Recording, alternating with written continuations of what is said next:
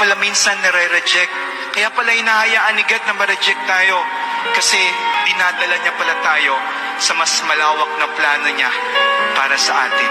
Baka kaya ho sinasara minsan sa atin yung ibang pintuan, yung mga maling pintuan, kasi meron palang inihahandang unique at tamang pintuan ng Diyos para sa ating lahat.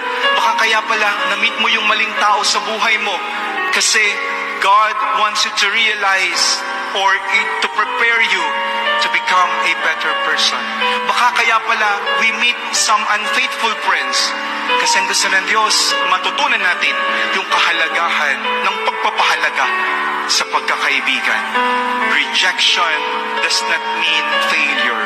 Rejection is not equal to failure.